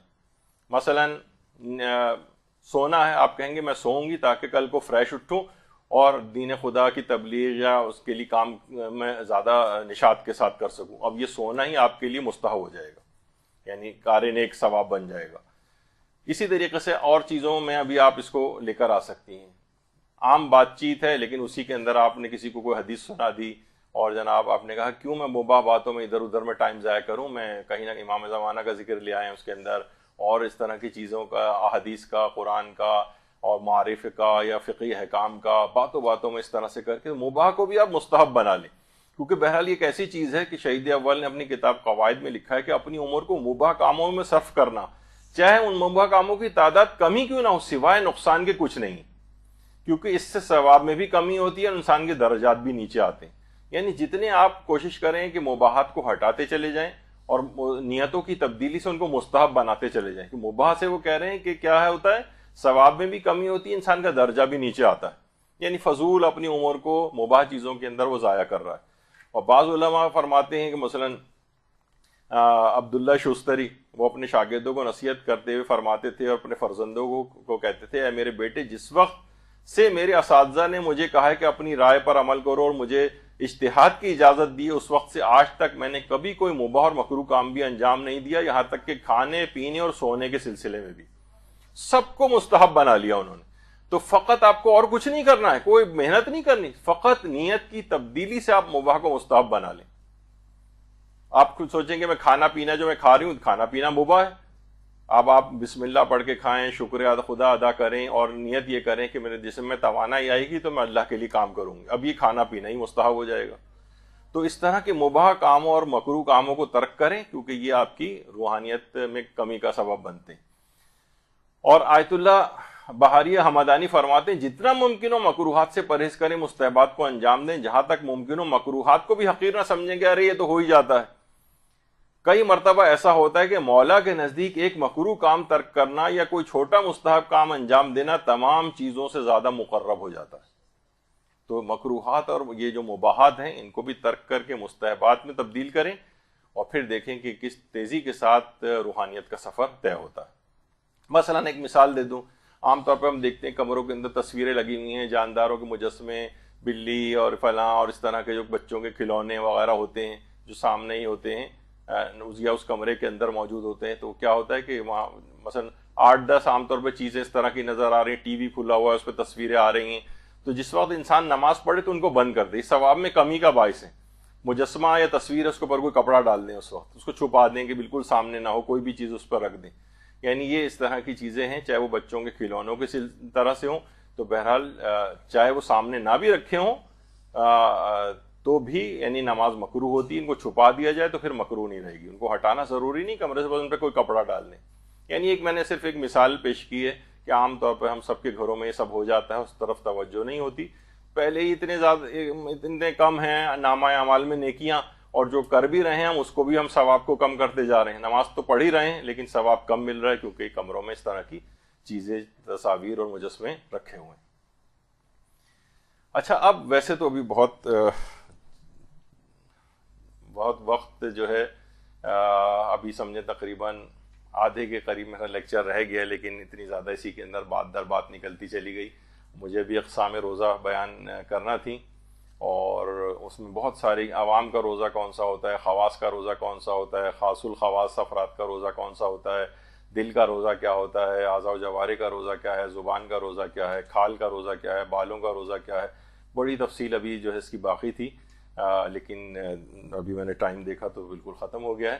انشاءاللہ ابھی تو مواقع ہمارے پاس رہیں گے, ماہ مبارک رمضان بھی ہے تو اس کے اندر ان تفصیلات ان چیزوں کو ابھی اور بھی آگے بھی بیان کرنے کے امکانات موجود ہیں. تو تاکہ دوسرا جو لیکچرر ہیں یہاں پر ان کا وقت ضائع نہ ہو تو لہٰذا میں یہاں پر اس کو روک رہا ہوں. انشاءاللہ جو باقی ماندہ چیزیں ہیں وہ اگلی نشستوں کے اندر پیش کی جاتی رہیں گی. وصلی اللہ علی محمد وآلہ الطیبین الطاہرین.